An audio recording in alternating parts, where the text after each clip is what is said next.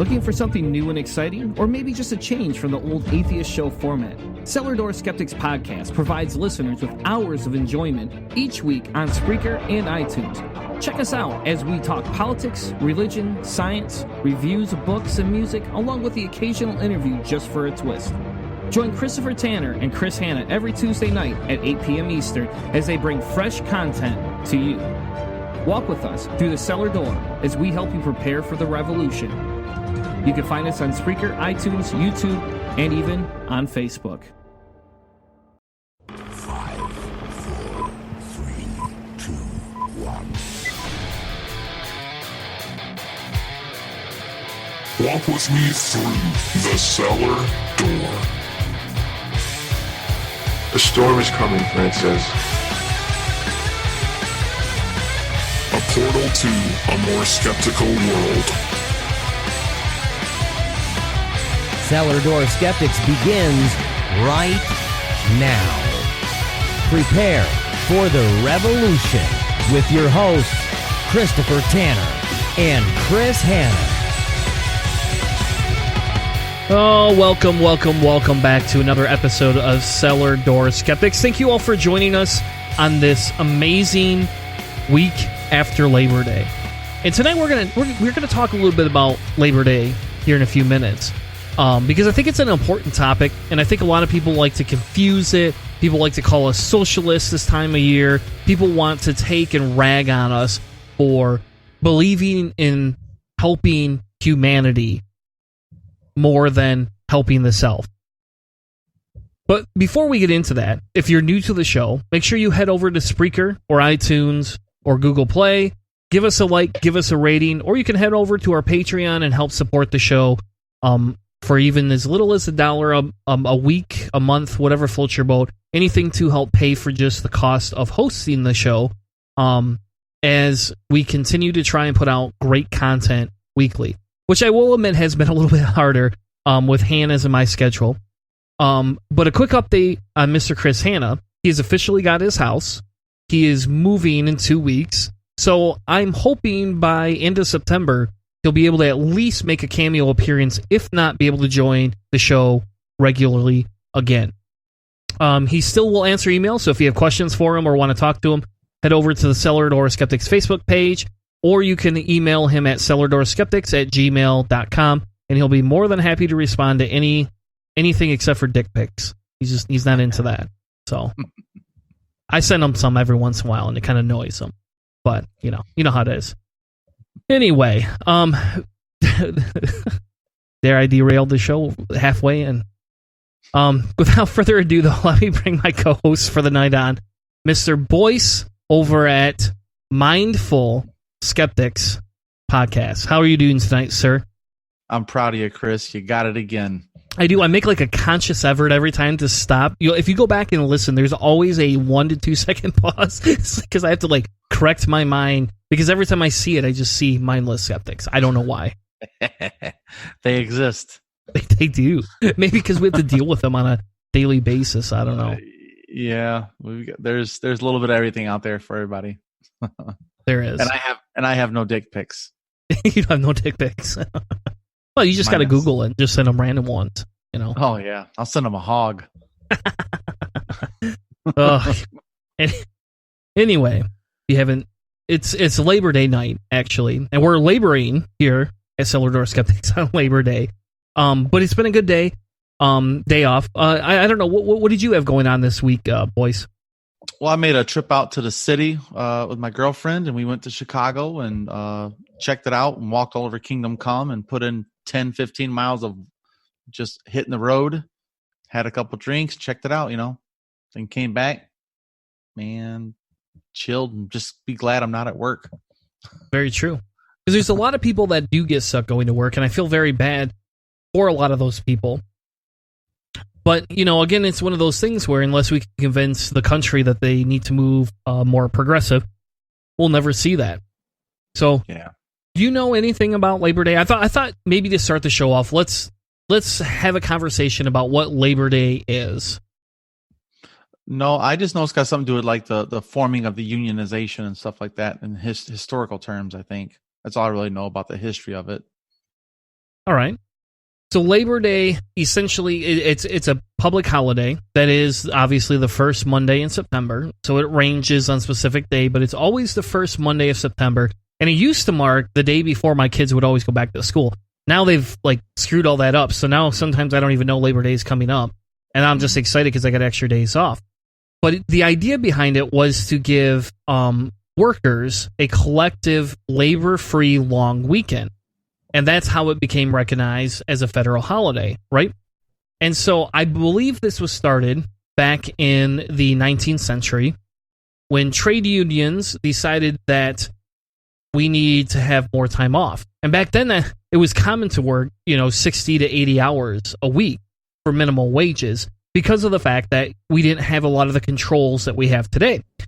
And again, you'll regularly hear on this show, I'm not a libertarian in any way, shape, or form. I believe in a few libertarian beliefs, but I can't side with extremely restricted government. I just can't do it. To me, that just seems like it just allows for opportunities for people to take advantage of other people, rich people to do that. Not that they're not doing it now, but the difference would be is it could easily be worse than what it was with unfettered capitalism. Mm. But a lot of people misalign what this holiday is with a socialist movement. And just because it's a union does not mean this is a socialist movement. And there was actually in the 80s, I believe, the 70s or the 80s, there was a big uproar about Labor Day because of the fact that people were like, well, that's a socialist ideology. We shouldn't be supporting it. We're communists. And even back then, people didn't understand what the difference between a socialist and a communist party, were. Right. So there is a European day called May Day. And have you ever heard of May Day? No. So May Day is essentially where the communists and socialist parties commemorate something called the Haymaker Affair. And see, I pronounced that one correct, Boyce. Yes, I see that. And so the Haymaker Affair essentially was the aftermath of a bombing that took place during a labor demonstration at the Haymarket Square in Chicago. It began as a peaceful rally in which supporters were striking for an 8-hour workday versus the amount of time that they'd been putting in, which was anywhere between 10 and 12 hours a day easy. 7 days a week. 7 days a week. Yes. Exactly. And then somebody, decided to disrupt it by gunfire, bomb blasts, and all of that gibberish, right? Man. That happened in May. Hooray. May. Yeah. Jesus. Yeah, exactly. And again, so it's kind of funny because we've talked about bombings and gun shootings on this show more than one time, right? Mm-hmm. And the funny thing is, if you even go back to the 80s, they still had the same thing. They just weren't on as massive a scale as what we have today. Well, if you think about it historically, 1886 is when they had that riot in Haymarket, the Haymarket riot in 1886 in Chicago. I mean, That's 1886. That's only 140 years ago, 135 years ago.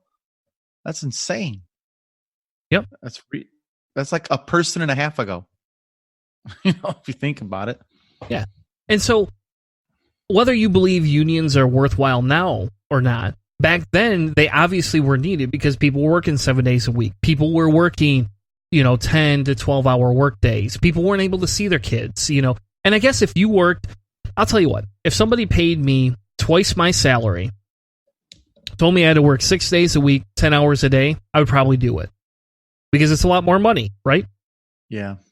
But these people were having to work these longer hours just to make ends meet. It's not like they were able to go buy condos or houses on the lake or any of these other fancy things people do with their money, right? It didn't create a middle class. No. And so the problem here was the fact that people were striking. People are saying, hey, we need to organize against these capitalistic organizations. And there was a big movement where people started to go, hey, let's have a mass meeting. Let's have a mass discussion. That's the Haymarket Affair. That's what that is. Labor Day is something completely different. Labor Day is a commemoration, right? of the American Federation of Labor. And essentially it talks about celebrating, giving people the time off, and understanding that people work really hard and you need a little bit of extra time here and there. Yeah, they originally dubbed it celebrating the workman's holiday. There you go. Yeah. Yeah, that's what it was when it first started. I think it said 1894. Yes. Yep. Yeah. Man.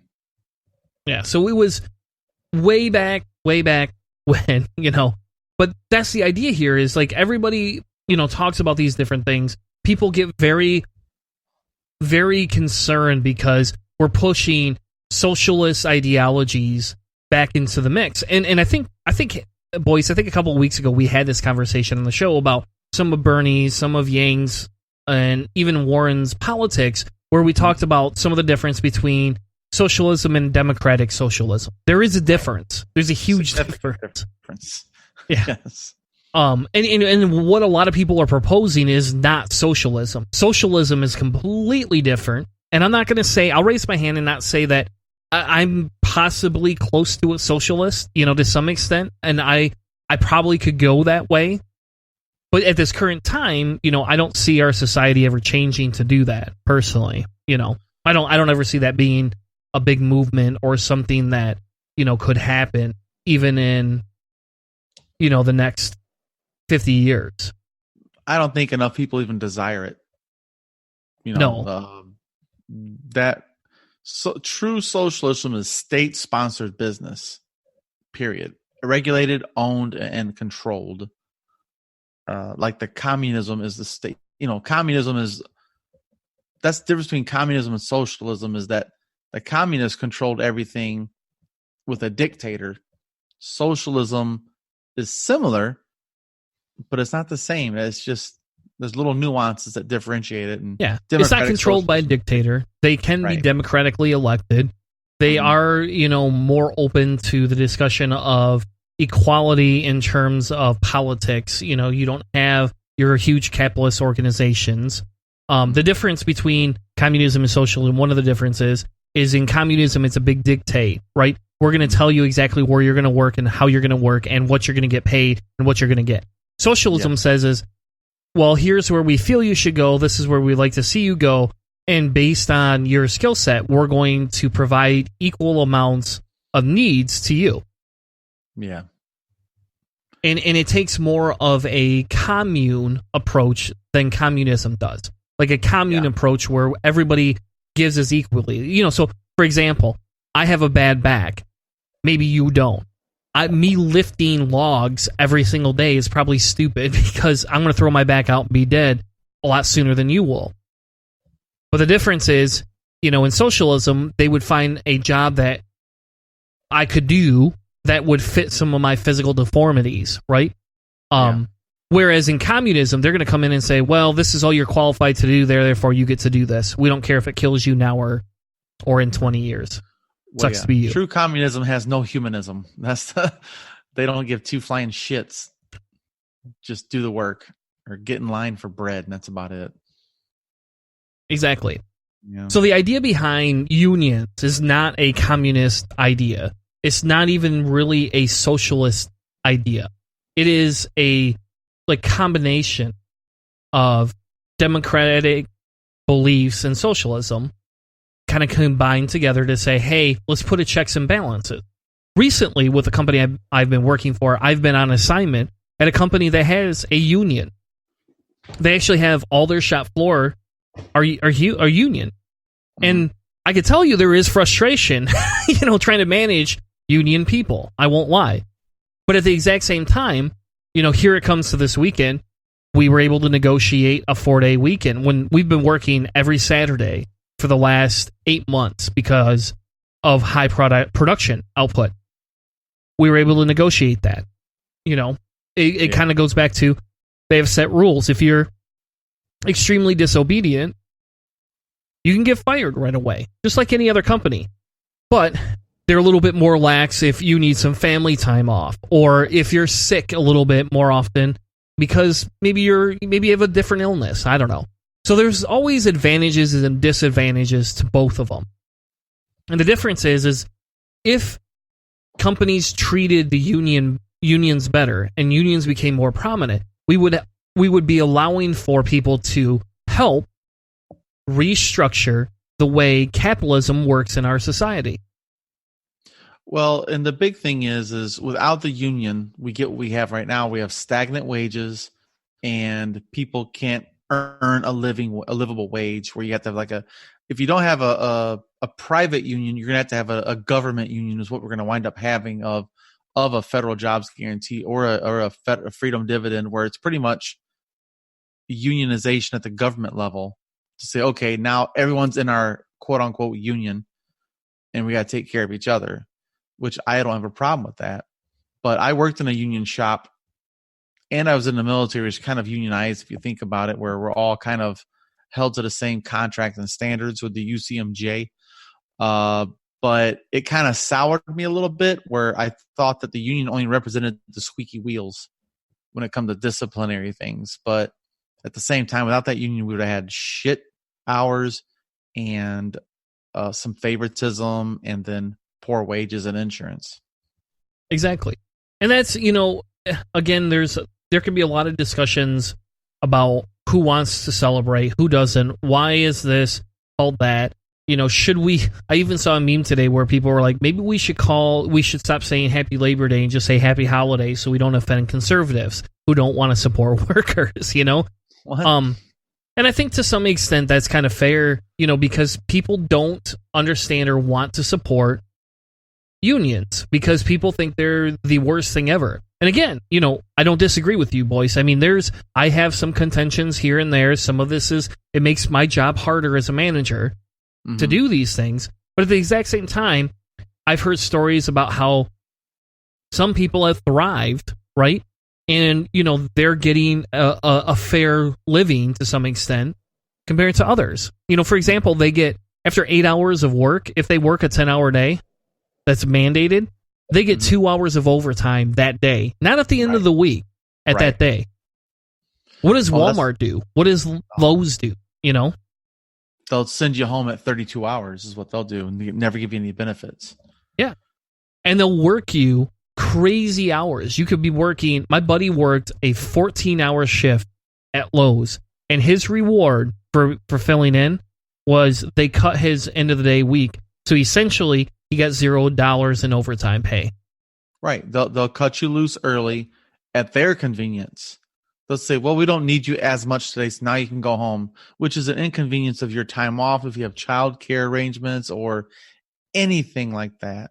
Or if you have a second job, which is most likely what a lot of people have that work at Lowe's and Home Depot and Walmart or whatever, where they got to have a second job, and all of a sudden you're not available at your other job because of your first job, and then all of a sudden you're sent home 4 hours early. You could work at the other place, but now you're not available until the last second. You're just a pawn on their chessboard, Yep. And treated as such. Yeah. And I think that happens a lot more than people want to admit. Mm-hmm. I see it often with people that work. Like I go into people's homes and I hear them complain about their jobs, and people that are low income and how they're working a part-time job at Walmart, and then are right across the street working at Myers too, 32 hours a week at both places.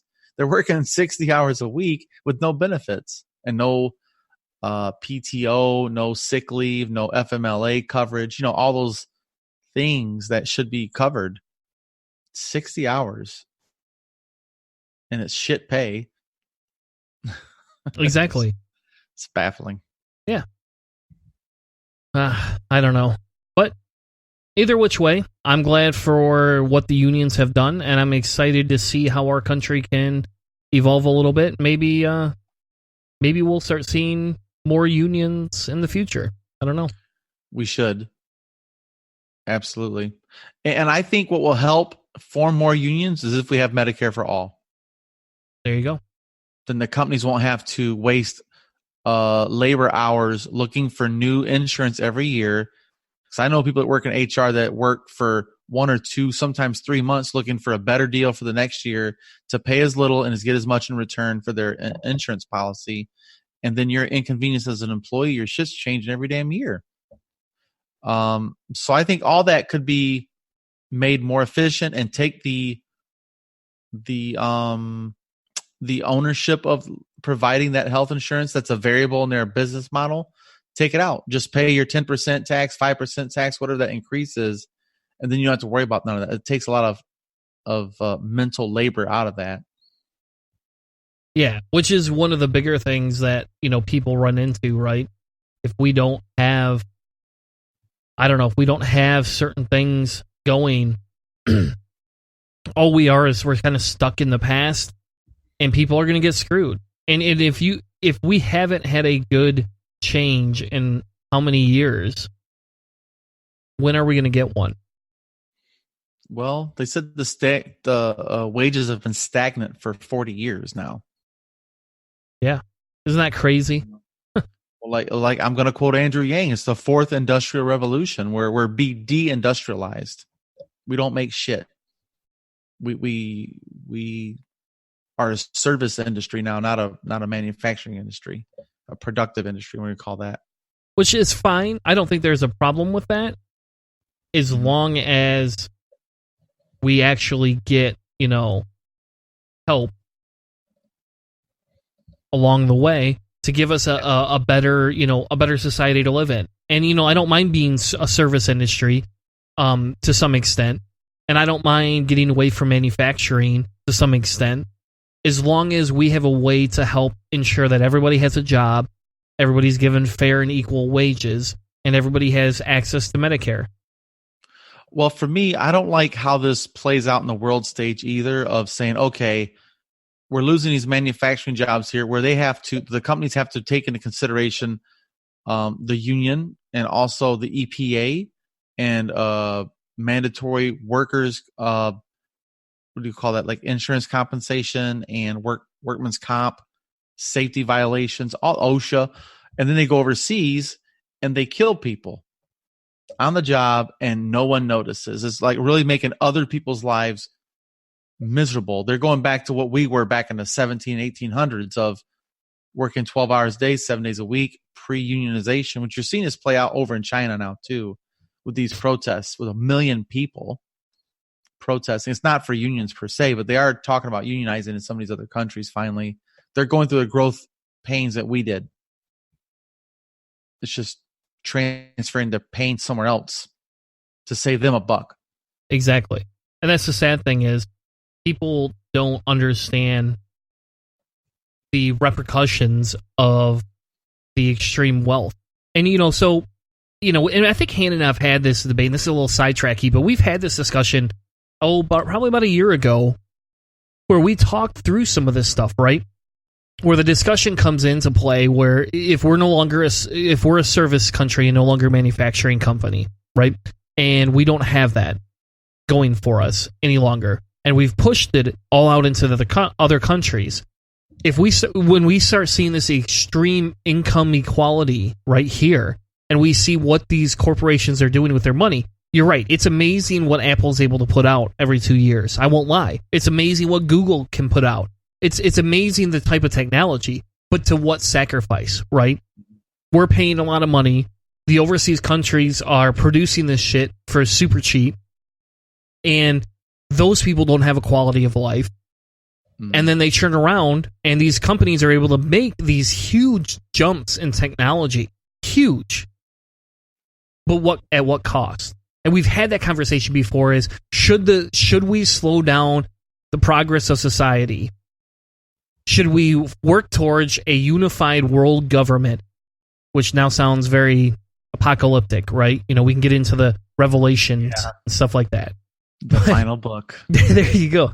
But sorry. But, we talked about that before, because if you could figure out how to create a lot more balanced system in all these other countries, you wouldn't see this, the income inequality that we get from China, from people in China having to work, the 12 to 16 hours a week right now to make half of what we make. And you would be able to, you would weed out some of these middle organizations, and you would have to go back to these large corporations and be like, you're making hand over fist.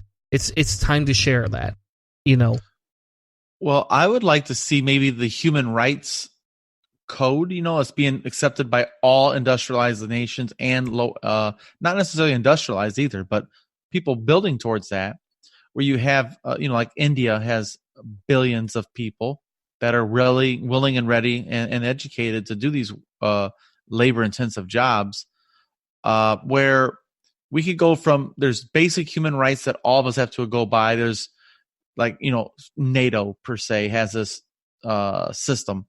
We could also include that in the labor force, I think, as a NATO participant, to say, okay, we can't have you working people 100 hours a week and then they are living in shanties.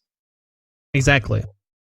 Or they live like remember that old movie called Gung Ho back in the 80s about the car industry and how the Japanese slept at their job and they didn't go home for like a week or two at a time. And those type of conditions should never be allowed to work for capitalists to make record profits like they are now. They're making record profits with this realignment of their strategy of putting things in the poorest countries possible to pay them 1/10 of what we were paid over here. Yeah, exactly. Record profits. Yeah, I don't know.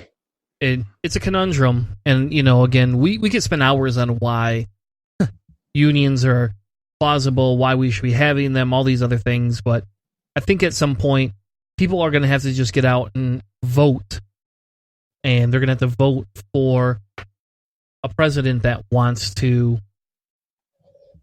at least give us some sort of a more unionized or socialistic benefit.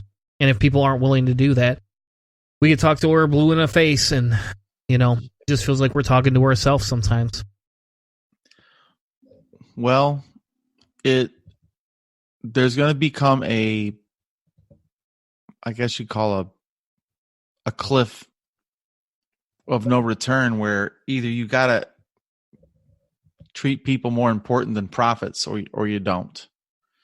And we're venturing really close to that now on the world stage of, as long as it's not happening here, we don't care, which has been our mentality for quite some time. But now it's more than ever, because now we know with social media and the internet, we know what's going on overseas, where women and children are still working in sweat factories and they're being raped and murdered and thrown in a ditch. And no one really seems to care how much money Nike makes or whoever.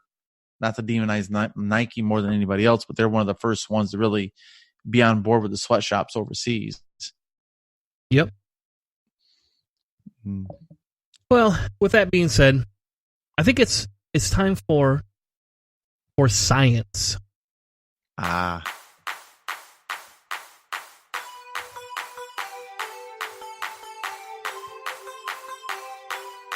It's science time.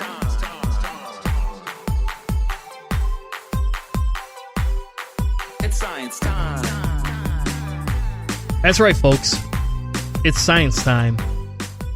Because that's something we don't do enough around this show, I think, is talk about science. We talk a lot about politics. We talk a lot about labor unions, Trump's dumbass, all these other things. But sometimes we just don't talk science. So what I wanted to do tonight was, I found this amazing article, and it's from Discovery Magazine, but they're talking about a study that was published on the Journal of Neuroscience. So it's not the Discovery Channel just making up some random blog and all that fancy jazz. What I wanted to do is talk through whether audiobooks or reading is better for our brain. And I come in conflict with this all the time, right? Because my life here is essentially spent in a car. So for me, an audiobook is the best way to consume material. Because for me to drive even the hour to hour and a half I drive every day, normally, I just don't have time to sit down and read a book. Also, sometimes I kind of fall asleep because I'm running 200 miles an hour. When I sit down to relax, it's just me going to sleep. Yeah, I'm in a similar boat with my job where I go home to home all day, and I've consumed a lot of Stephen King books. That's the only way I could read The Stand is on audio, because I could not sit down and read that big old son of a bitch. See, I did when I was younger, but now that audiobooks are cheap, more prevalent, Not that I want to give Amazon any more of my money, but in fairness, Audible, $15 a month, you get any book you want. It's really hard to pass up. Well, you got to look at YouTube too, because there's some YouTube channels that just reads books verbally, and you can just listen to them for free that way. Yeah, and they do. The problem I have with YouTube is I don't know how to. You have to keep your browser open, or you have to pay them $10 a month. Oh, to do the YouTube Red? Yeah. Otherwise, you're constant, like, you have to leave your browser open, so then it's streaming video and eating data. That's the only reason I don't like YouTube as much. I mean, like, I could download it, in fairness, and you're right. Like, I've done that before where I've downloaded some books that I didn't have, and I listen to them that way, but the problem I have is some of the quality's less, and I hate YouTube's, you have to keep this window open to get interaction. I hate that. Or you can also, I used to go to my public library and rent and check out a lot of audio books, but my new car I got from my employer does not have a CD player in it anymore. So everything's got to be YouTube or Bluetoothed in. So that sucked. Yep. There used to be an app called Libby that was allowed you to rent audiobooks from your library for free. Mm-hmm. I don't know if it's called Libby anymore. Hannah introduced me to that, actually. And that's how I got a lot of my older books without having to buy them. Like, there was a long time I did not have a Audible membership for the pure fact that I could get all those books by using this app called Libby. And I know a version of it still exists because my son uses it when he has to read a book for school. He downloads it from the library if they have it instead. Not that he should do that, but that's what he does. Well, let's see what the science says about this technique. Yep. So there was a study recently published in the Journal of Neuroscience where researchers from UC Berkeley scanned brains of 9 participants while they read and listened to a series of tales from the Moth Radio Hour. Then they went ahead and analyzed how each word was processed in the brain's cortex, and they created maps of the participants' brains, noting the different areas that helped interpret the meaning of each word, right? So that's actually just in of itself, that is pretty amazing. Just mapping out where the parts of your brain are doing. So what they did is they created an interactive diagram that you can go to gallantlab.org, and it's GALLANTLAB.org, and you can actually find this map that they created, and it's really cool. Like, if you haven't seen it yet, and I don't think I sent you the thing, Boyce, the interactive map. I should get that link and put it in the description. But they essentially data analyze and use research to talk through how these stories, how the different layers of the books get recognized through emotional areas in our brain. So, if we move forward from that, right, they're now talking about doing more broader experiments on people, right? And so they're talking about people who struggle with reading. Mainly it's kids with dyslexia, adults with dyslexia, right? And my father-in-law, before he passed away, you could give him a book and he would read it. He loved reading, but he was dyslexic.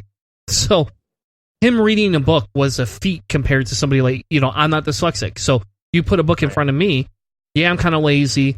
I fall asleep if I read for too long.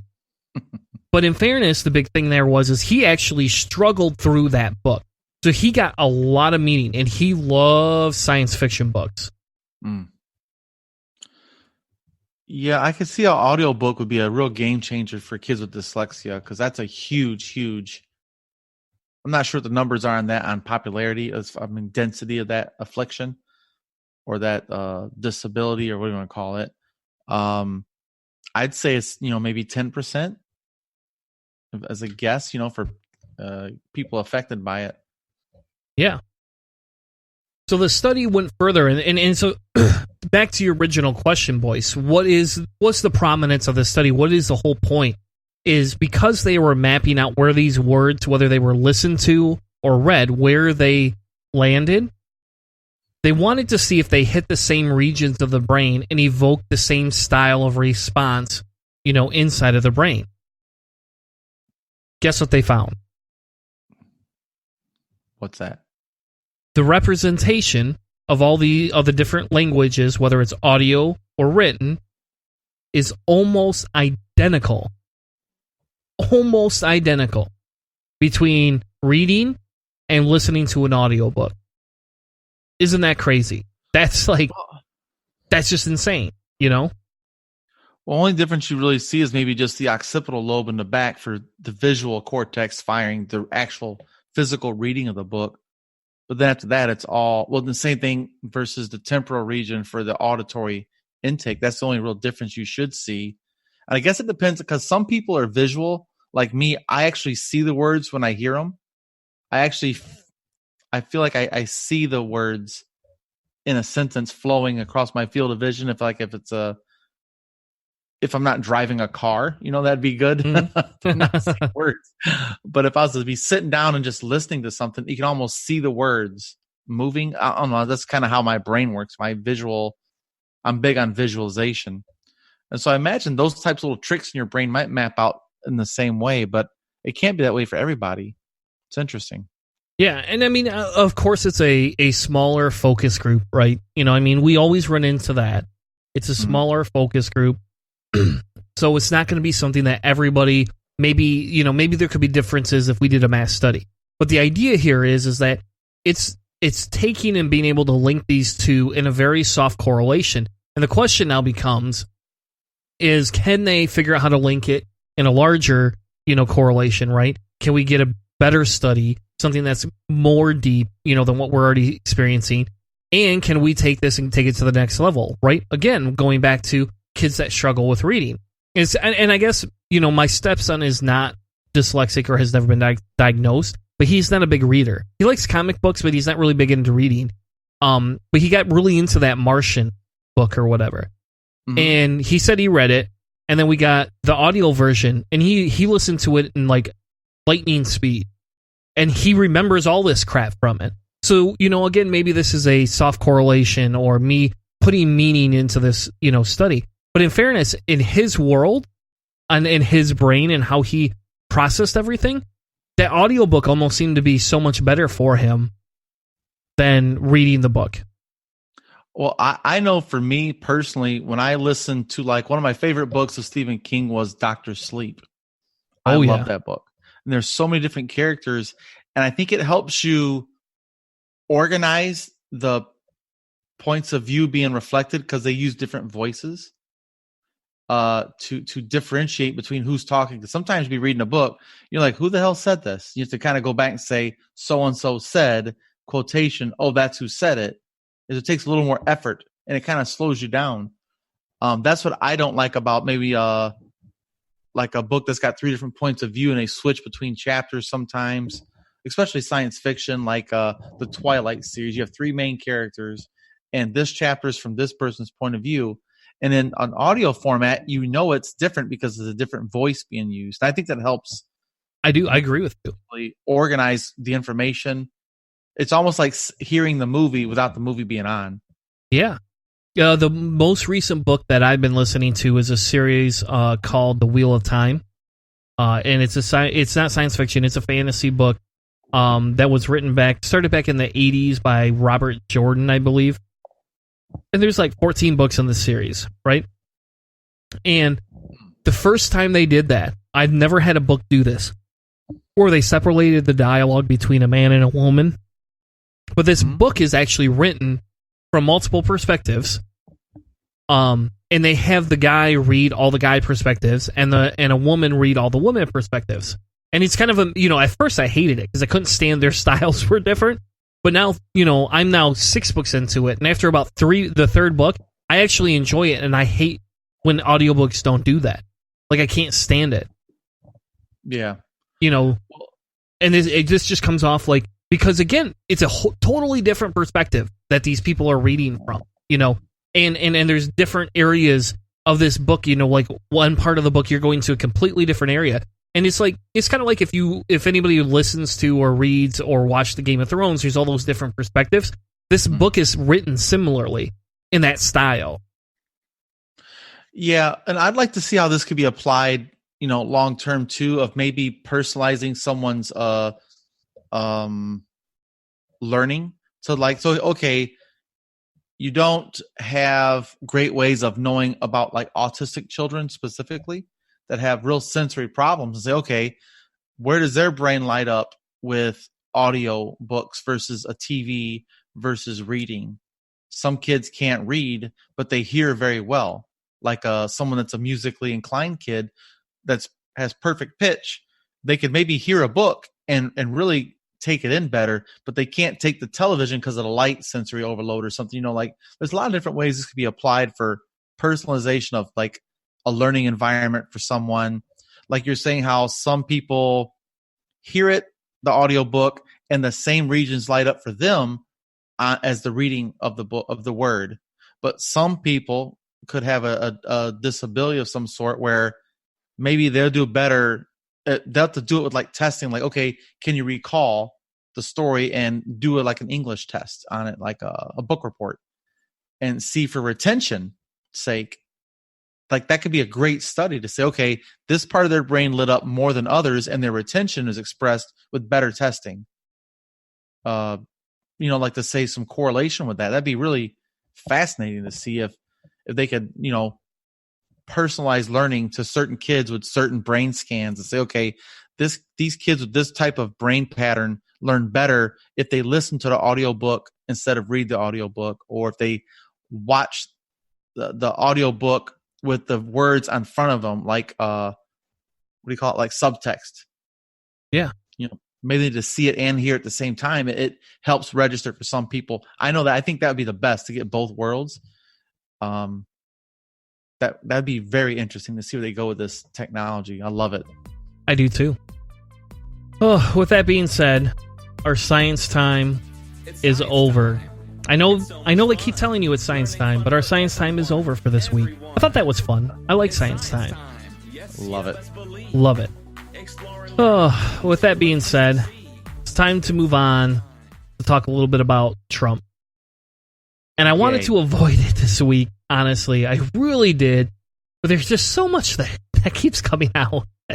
And this one I felt was a little bit more worth the discussion because of what he tweeted, and not because it was a slam, and not because, he was trying to half avoid something, but because of what he shared and the confidentiality of that.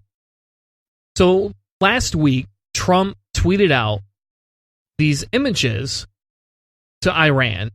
Essentially, that shows the rocket that they were trying to launch blowing up. Yeah. How do you get pictures like that? There is, like, do you honestly think that Iran's dumb enough that they let drones go flying overhead? Come on. This has to come from some sort of a satellite somewhere. Right. Mm-hmm. For sure. So it's kind of tipping your hand a little bit. Yeah.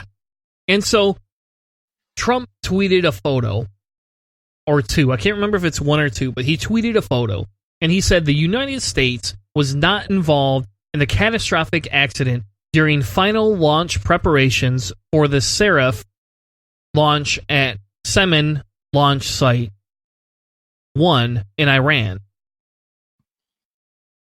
So, yeah. Why would you even bring this up to begin with, right? You could just say, I am very sorry for what had happened. Our condolences go to Iran. But instead he's telling them, we aren't responsible. That seems pretty suspicious just in itself, Like if my kid, think about it, Boyce, if your kid come up to you and said, I didn't shit in the garbage, you'd be like, why are you telling me this? Who did? You're like, I don't know, but I'm just making sure I didn't do it. Yeah, well, who would shit in the garbage? Well, Trump probably would. Exactly. But seriously, though, what would you do if your kid came up and told you that? I mean, would you not immediately be suspicious? Well, and to me, of course, with Trump, it's just such an unknown. But at the end, he ends it with, I wish Iran best wishes and good luck in determining what happened to Site 1. It's like, ha ha, wink, wink, nudge, nudge, got you again type of thing. Yeah. And we see everything you do. yeah, I don't like this. This guy's a total. Well, it's going up. He's a dumbass. Yeah. But I don't know, man. Like you're saying, it's like a child saying, "I didn't break that glass." Oh, by the way, this glass is broken. It wasn't me. I don't know. It just seems like such a childish thing to say anyway. It is. It is. But here's the caveat to all of this, right? Here's the icing on the cake. All of that crap. Somebody goes, that looks like an image from a satellite. And oh, by the way, it looks like an image from a satellite that is a high resolution, higher than almost anything that we've ever seen before. Isn't that crazy? So not only did Trump shit in the garbage, tell everybody he didn't do it, and we don't know if he shit. We don't know if we. Okay, I'll take that back. He came up and told us he did not shit in the garbage. There you go. But then showed a photo of the site of said shit. Yeah, exactly. And then, I mean, but he had the balls to send this out, and you're just like, why would you do this, dude? What is wrong with you? Like, who would send this out? And the first thing when I read this, the first thing I thought of was like, this has to be like top secret confidential information he's sharing. Like, there's no way this picture should be public knowledge. Well, as a former military person, I'll tell you, there's different levels of secrecy, of course, and there's definitely a need to know. And the public, especially Iran, did not need to know that we were watching their every move from 200 miles above. With the high resolution, high magnification, we can read your text messages on your smartphone satellite. Exactly. Just so silly. But what I do like is how this guy, this MJ Azari Jaromi, did you see that further down the article about that guy that tweeted about, here I am with this, what the hell's that thing called? It's the Nahid, Nahid. Because they're saying that was blown up in the explosion. He's like, nope, I got it right here. And he tweeted it. He says, "Good morning, Donald Trump." Yeah. It's a tit for a tat. It's kind of funny. Yeah, I thought it was funny too. Yes.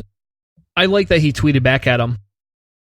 And, was basically showing, if you look at that satellite, that's a very, very weird looking satellite piece, in fairness, right? Yeah. That really is. But yes, exactly. It was just kind of funny because, yeah, they kind of kicked it back and they're like, oh, all right, here you go. We'll just show you what we got, buddy. But yeah. I went over to Fox News because I had to see how they were going to spin it, if they were going to spin this, because Fox News, in fairness, has been very more aggressive towards Trump lately than they ever have been. Yeah, they've lost favor with him. Yeah.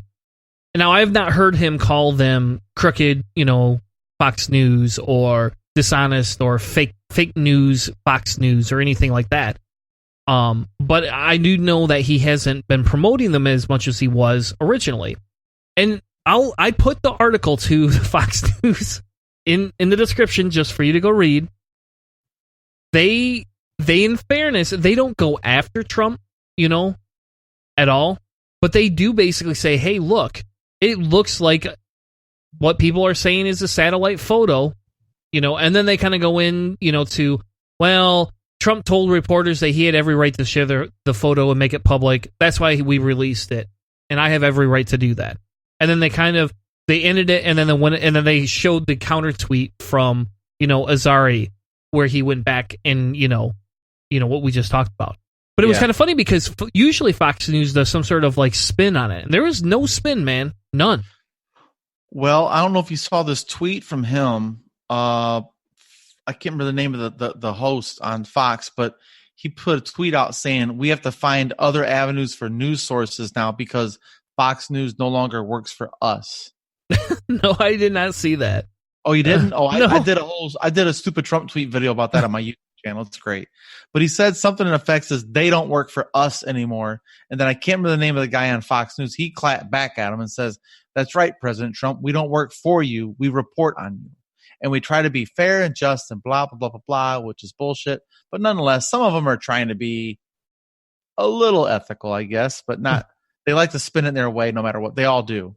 CNN's the same way, and MSNBC. But yeah, that guy clapped back, says, "Yes, you're right, President Trump. We do not work for you. We just report on you." And so now Trump has been shouting out this other one called One Source. Excuse me, or I can't remember the name of it now, but he's been tweeting this other alternative thing that's only online, like the Young Turks are.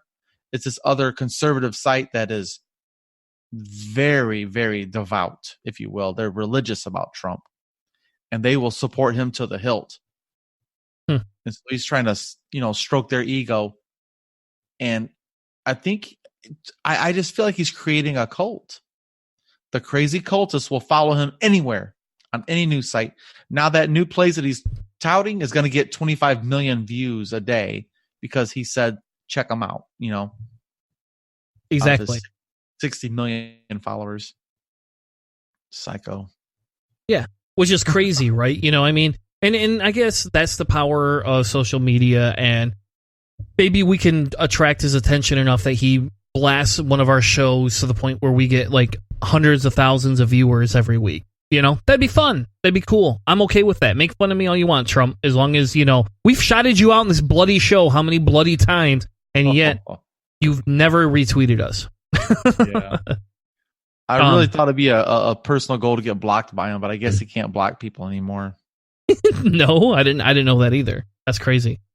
Yeah. Something about public access to politicians, public servants, he can't block people anymore. Oh, that's good to know. You should find that article. I'd be interested in doing a segment on that. I did not know that. Yeah, I could be talking on my ass, but I'm pretty sure I heard that about a year ago, that he went to court and the courts decided that he can't block people because you're supposed to have access to your politicians, as a taxpayer. Yeah, exactly. So they're saying that you want to treat this as your platform, then you got to make everybody accessible. I'll have to look that up. You should. I'd be interested in doing a segment on that. That'd be fun. The other, I guess as we wind this down and we go through that, there's not much more to it other than it. Does President Trump have the right to release any national security photo that he gets? You wouldn't think so. You wouldn't think so. If anybody else did it, their asses in the unemployment line. Oh boy. And, like when Obama became president, they made him quit smoking and made him get rid of his BlackBerry. You know what I mean? They said it's not secure enough, but yet we'll let President Bone Spurs go on a Twitter rage for 4 hours a day. I think yesterday he had 30 something tweets. Yeah. It was amazing. He has time for that shit. That and golf. He definitely has time for golf.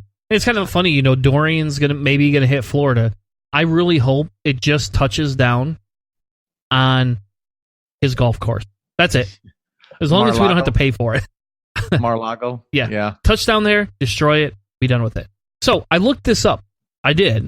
Because I thought the same thing as you. It's there's no way he can declassify photos. And they essentially I found this article from 2 years ago that talks about this, right? Ironically enough, about Trump. But it talks about a majority ruling in 1988 Supreme Court case, Department of Navy versus Egan, which addressed the legal recourse of a Navy employee who had been denied a security clearance and addressed the line of authority, right? And essentially, his authority to classify and control access to information bearing on national security flows primarily from the constitutional investment of power in the president and exists quite apart from any explicit congressional grant. Mm-hmm. So the president has some very gray area ability to declassify things that he feels he needs to do.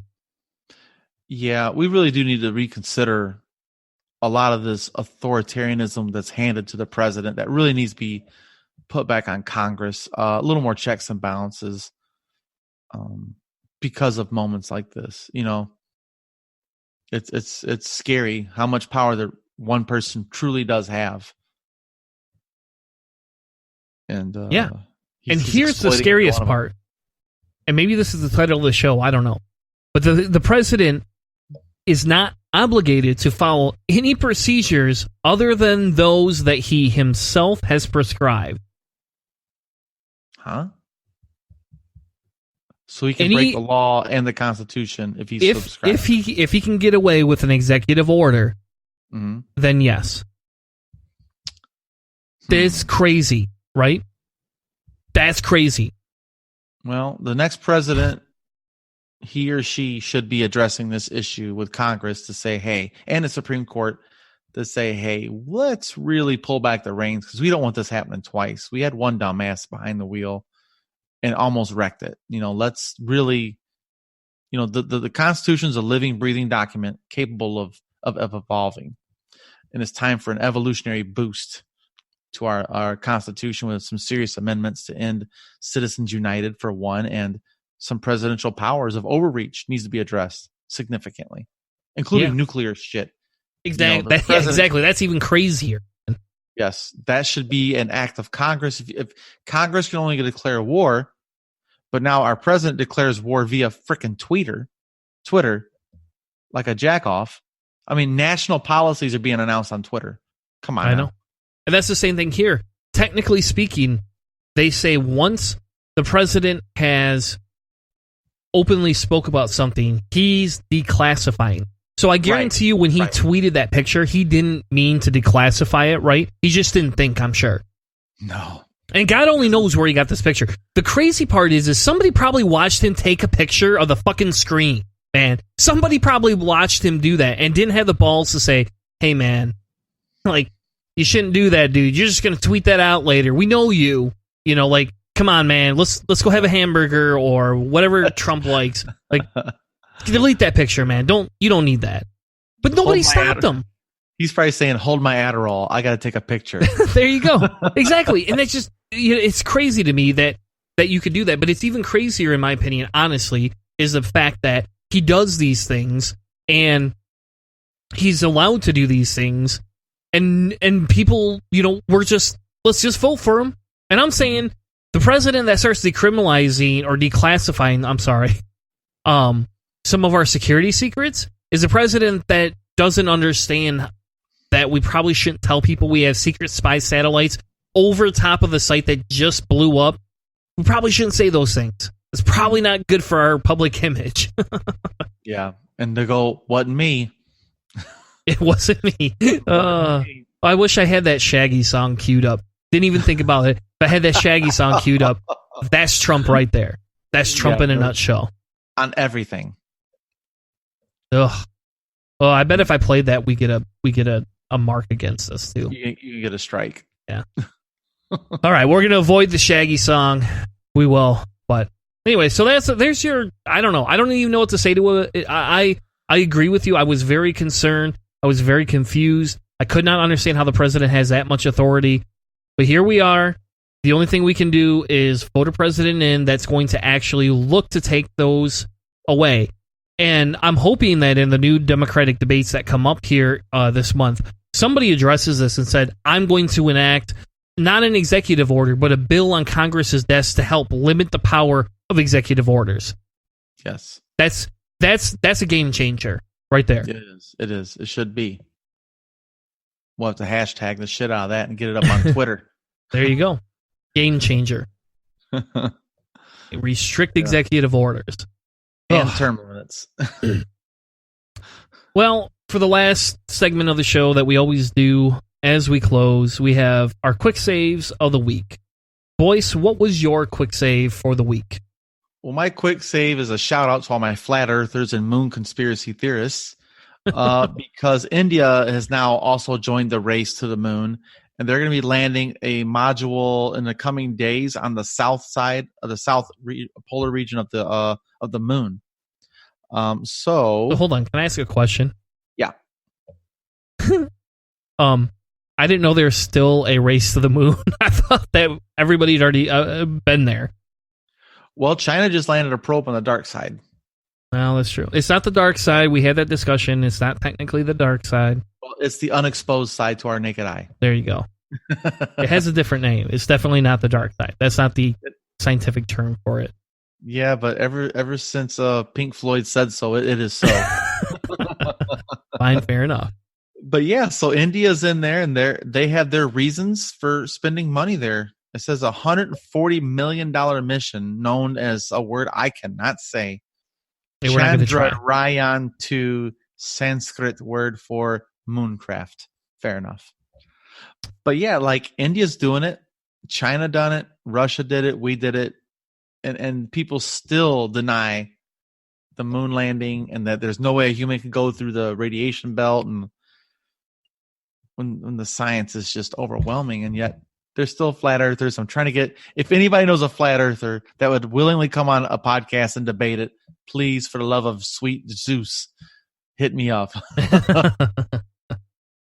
Yeah, that's crazy. I've not met one in person, though. My son worked with me a year ago, and supposedly one or two of the guys that worked on the same production line as him believed in flat Earth. Now, yeah. I think they were pulling his chain personally, but you know, I wasn't back there. He didn't tell me about it till after he was done working that year. I was like, I would have confronted him. I've been like, hey, you want to go on a podcast? Let's have a conversation. I know two people that I know. I've seen their face and talked to them and shook their hand, and they're like, yo, the earth is flat. No. And I'm like, wow, brother, you own your own business. How do you do that? How do you balance your budget if you if you reject all science? That includes math. How the hell do you know 2 and 2 is 4? You know, just, oh my God. But yeah, so that's why I figured the Indian government has now launched a module, and now it's orbiting like 60-something miles, 62 miles above the kilometers, 100 kilometers above the moon's surface right now. And they'll be dropping that bad boy down here pretty soon. And we'll get some new images from a different region that we haven't really explored with a rover per se. That'd be pretty cool. Nope, and I'll be honest with you, you know, like, I'll make fun of it a little bit, but, you know, I think it's cool. I'm kind of, you know, I'm more excited that people are getting into the space exploration. I'm not excited Space Force is starting. God.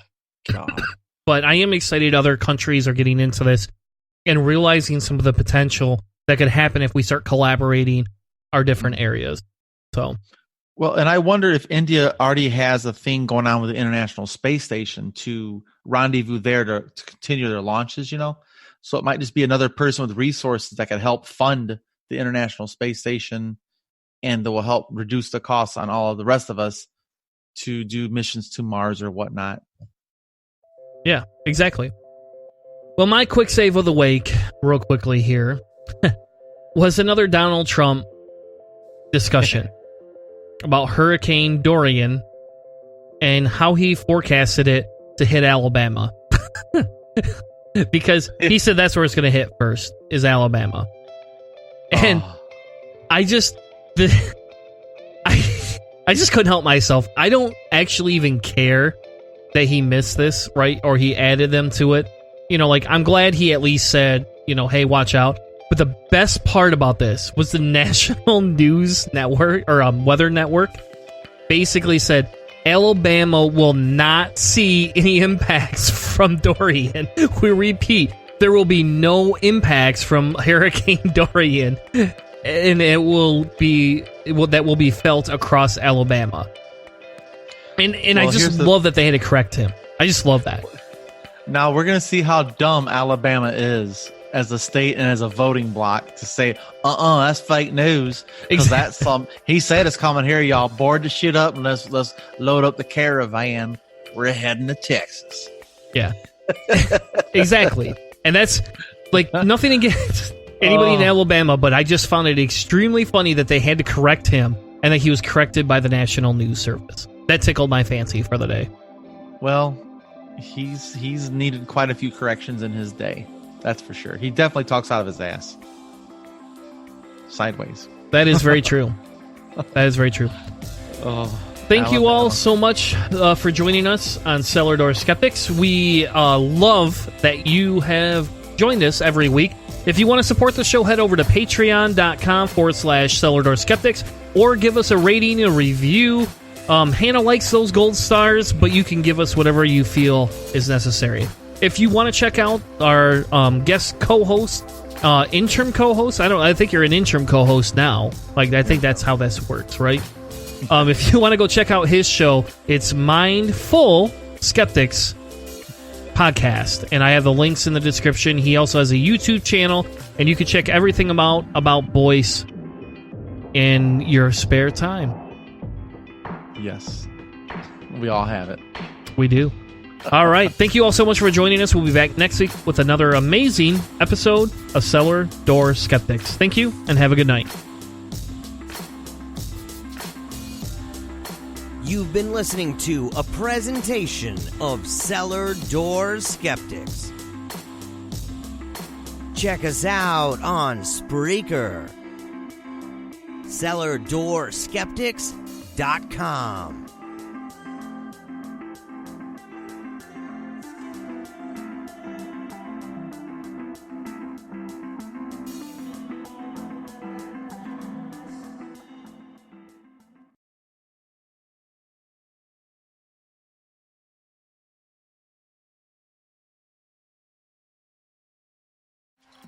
If you'd like to join the ranks of Patreons and sponsor the show, head over to patreon.com/Cellar Door Skeptics.